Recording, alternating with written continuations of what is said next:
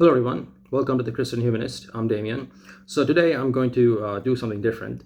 First of all, for my subscribers, the few that are out there, I basically made a video last time criticizing or rather addressing the problem of slavery in the Old Testament, okay, and how that shouldn't affect Christianity, okay, how Christians should not be fazed by people saying, oh, the Bible has a lot of bad stuff, weird stuff, especially slavery in the Old Testament, okay.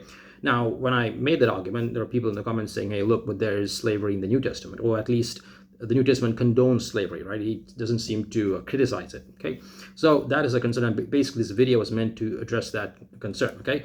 And I will, but not today, okay? So today I want to do something different. I want to, provide some comments, some of my thoughts on the Wicked, right? Is that right? Wicked, the movie, okay? I'm sure the title of the video could have been a bit interesting. It is a bit interesting. So it's provocative, if that's the right word. So let's see how it goes, okay? So first of all, when I first learned about the movie, right, that they were going to make the Wicked into a film, okay? I was actually kind of excited, okay, because admittedly I'm a fan of the play. Now I watched it, almost a decade ago, more than a decade, I would say, when I was in England. I watched it in the West End, right?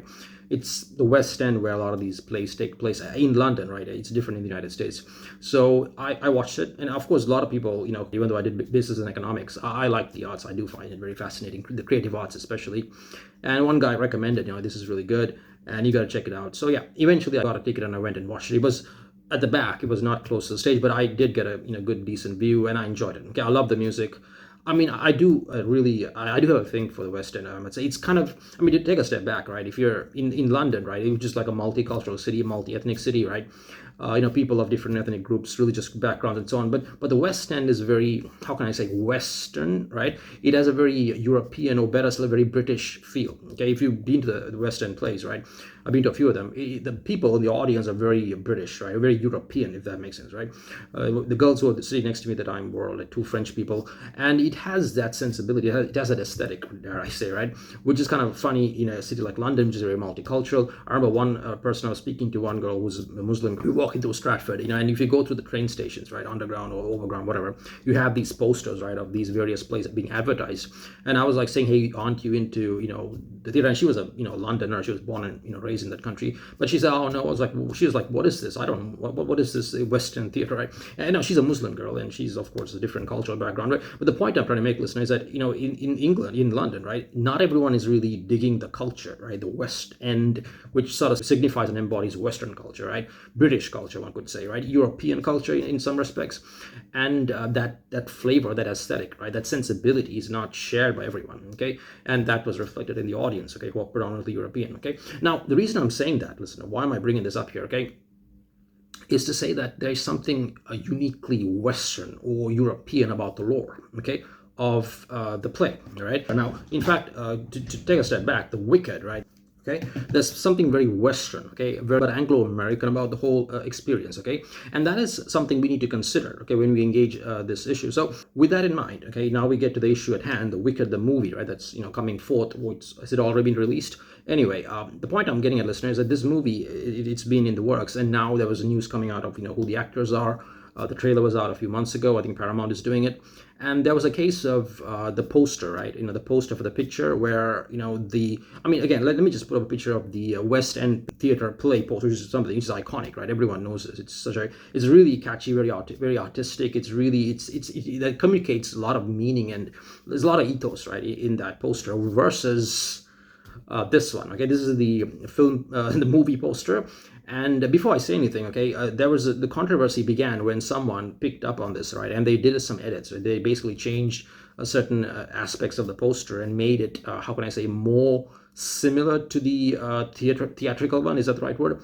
I need to get the terms right. So the West End basically means the play, right? Not the West End theater alone, because you obviously get this in other places as well. But what I'm getting at, listeners, is the image for the play, as you can see here, let me put it up again, versus the poster for the film, okay? They're not the same, okay? They don't, the film poster doesn't really capture that sentiment, that sensibility, okay? That kind of ethos, right? So someone did an edit, basically using, whatever technology, some film editing tools and so on. They try to make it more similar to the play, right?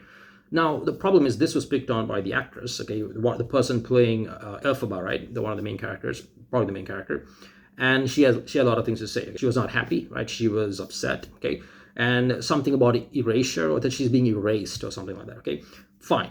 Now the problem is this. Okay, this is the problem here, and let me just get into it. Now this is going to be controversial for some listeners, but let me just sort of forewarn you. So the problem is this, listener. Okay, the main issue is not that someone took the picture and they edited this person, so that her eyes are not visible, and then she has she has red lips and so on. The real issue here: why is an African American person playing the character of Elphaba? Okay, why? Okay, I mean, first of all, guys, let me just be very forthright here. Okay, the Wizard of Oz, which is like the origin story, right? The Wicked is basically, sort of a spin-off of that. He tries to twist that narrative where the Wicked Witch of the West, the Wicked Witch of the East, right, are the bad girls. Now they're trying to portray them as good guys, right, or good girls, giving them a backstory, showing their difficulty in growing up, the trials they endured, etc., etc. This is what the story is, right? So Glinda, right, the blonde one, right, she's one of the good witches, I think, but the Wicked Witch of the East and the West, okay, you know the story. When you watch it, you'll get to know, right? So what the guys are trying to do is they're trying to portray them in a positive light. Okay, that's the idea. Now the problem I have is this. Okay, why change the ethnicity of the actress? Okay, I mean, for someone who's watched the play, who really enjoyed it, and frankly who really enjoys Western theater, okay, which by the way is very Western. Okay, it's the London theater going back to Shakespeare and that era, and preceding that with the time of the Greeks and the Romans. It's that heritage, it's that tradition, okay, that they have maintained and that they're carrying forward. Okay, Broadway, New York, is essentially an extension of European culture, right? It's American, yes, but America is what founded by Europeans, and the Western sensibility is there. And for me, right, and I'm somewhat objective in saying this because I'm not European, right? Well, at least not completely, but the issue is, listener, okay, why change that? Why bring someone let me put up a picture of this actress, okay? She's not, she's not European, right? And I'll say this is probably more controversial in some respects, is that not only is she, African American, like, she's obviously from the sub-Saharan part of the world, but even her aesthetic, even her look is like, I mean, I don't know how to say this, listener, but you get women in the Western world who are more Europeanized, even though their ethnicity is different. I mean, it's like you find in other parts of the world where women with, different, who are not European, but who have dyed their hair blonde, okay? It doesn't look great, admittedly, like you have even East Asian women doing it and so on, right? Women from other parts of the world, it doesn't look great, but at least they're trying. They're trying to look European, okay? Anyway, the point I'm getting at, listener, the real controversy for me is the actress, okay, is not European. So the real issue here is that what I think ought to have been controversial, okay, is if someone had taken that picture, okay, edited out the actress, okay, the person, Cynthia or somebody, right, taken her out and put someone else, someone who looks more like Elphaba, right? I think I can't remember the name, Menzel, I think. She's the actress. She's been doing it for a while. I think she's in her 50s now, this girl, okay?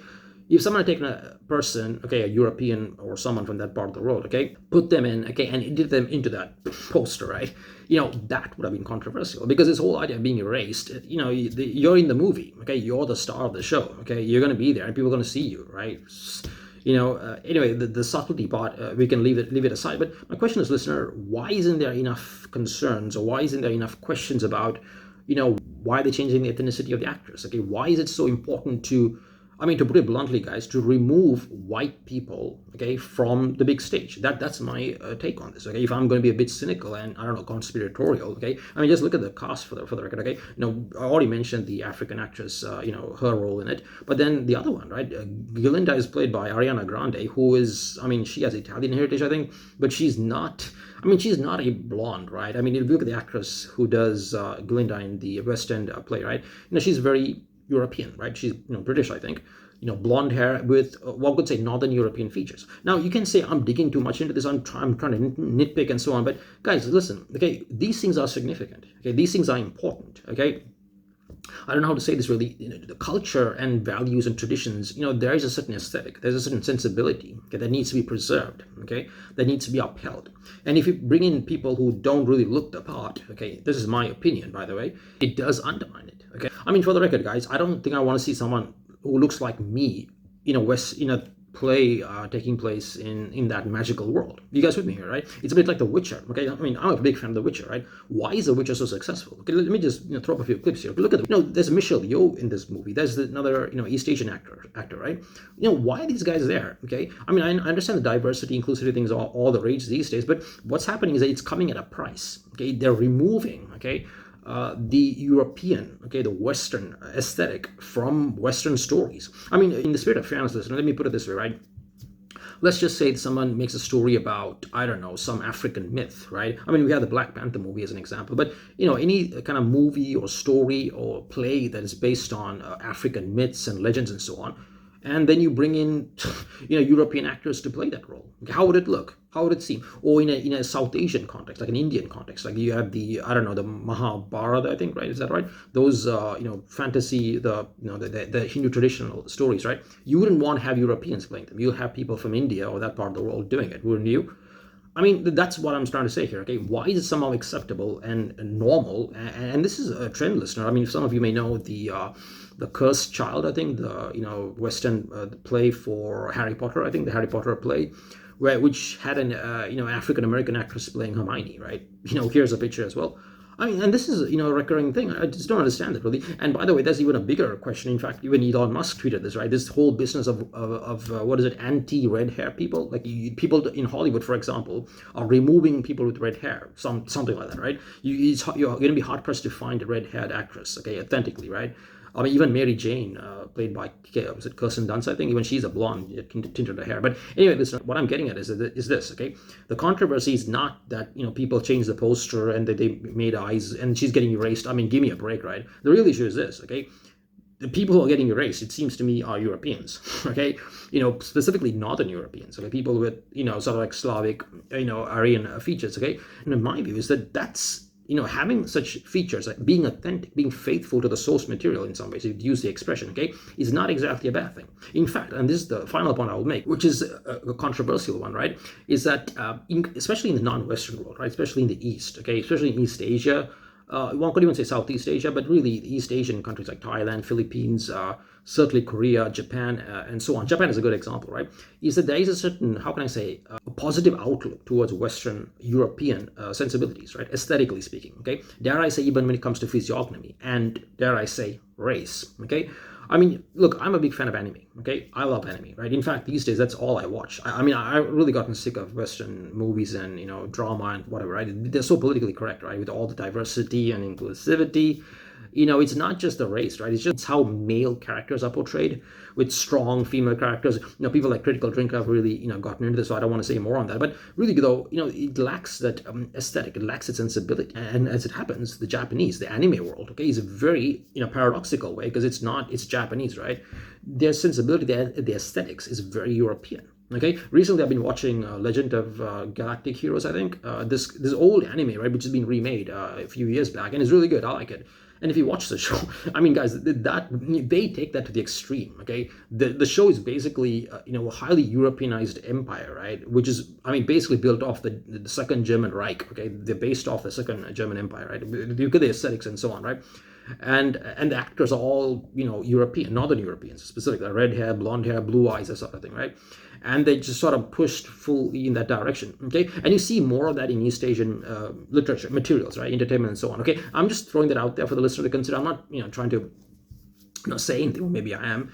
But the question is this, listener, maybe people want to see something different, okay? Maybe trying to bring in all this diversity, bringing all these people who are not, I mean, this is the thing, guys, okay? The West End, okay, the theater, the Wizard of Oz, okay? These are Western material. These are part of the Western canon, okay? So it ought to be represented by people from that part of the world, okay? We don't want people from other countries and cultures doing this, because, I mean, let's look at the argument about, cultural appropriation. Is that the right word? That people in, Western Europeans or Westerners should not be appropriating cultures of minorities and so on. Well, apparently that's what's happening here, okay? It's happening in reverse, it seems to me, okay? That is a problem, listener. I don't know how people who are Europeans feel about this, but it is something for us to consider, listener, okay? I mean, I can go deeper, I can comment more critically, but the issue is this, listener. Why are they removing Europeans and Westerners from their own stories, okay? That's my question, okay? Is that a good thing?